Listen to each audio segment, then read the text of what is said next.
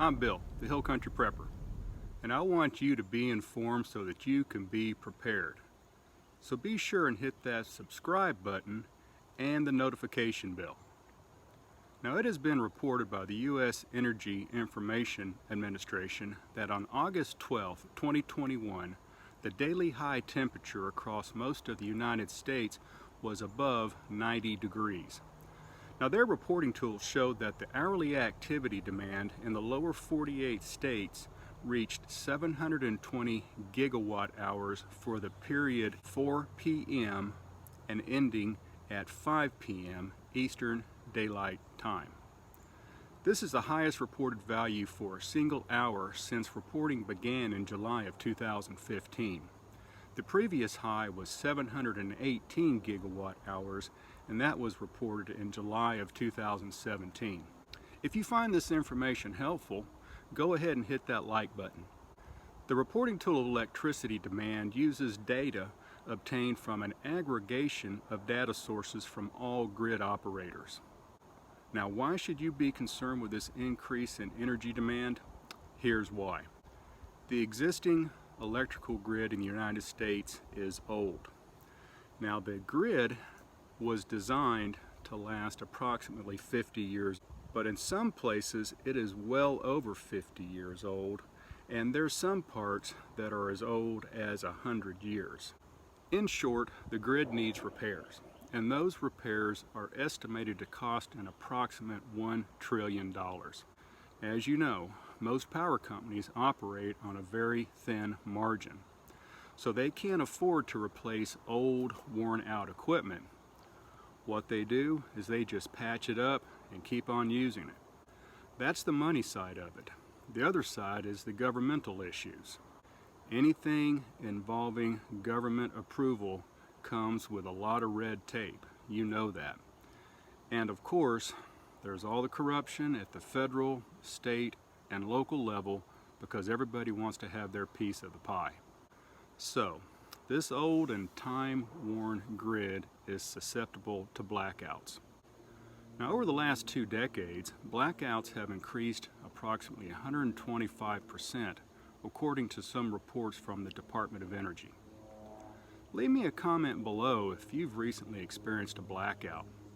What caused it? And how long did it last? Another reason to be concerned is the decades-old and ongoing war against coal and nuclear energy, and especially nuclear energy, which is a cheap and clean source of power generation. However, the socialist left continues to demonize both coal and nuclear and push for greener alternatives such as wind and solar. Well, we found out in Texas how well wind and solar works during this last polar vortex, didn't we? There was a time when many believed that the threat of an EMP from a foreign enemy or even a solar flare was a great concern, and that's still a real possibility. Today there is a greater risk, and that comes in the form of cyber warfare. Many in the intelligence community believe that China can shutter the electrical grid anytime they choose. And finally, there's always the risk of a direct terrorist attack against the grid.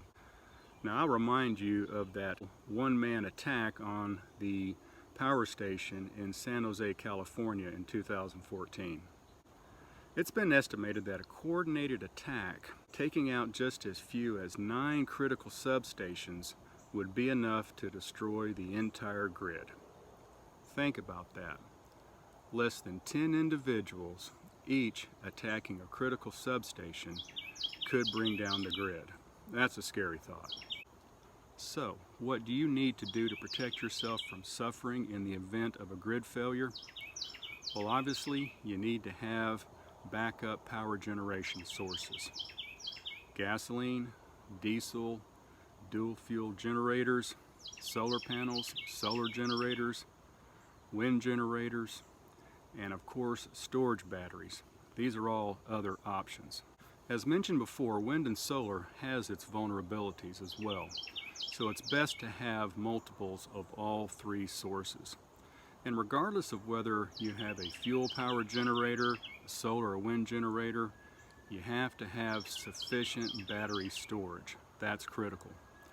Now, my family and I are looking at some alternatives right now, and I hope to have some content up on what we decide real soon. And on the subject of battery storage capacity, the United States is seeing continued growth in both large and small scale power storage, but that's a topic for another time. The stress is being put on the grid along with the constant threat of attacks, and this clearly indicates that we all need to have an alternative source of power. Don't put this off. Do your own research, get what's best for you. Make sure that you're not left in the dark when the grid fails.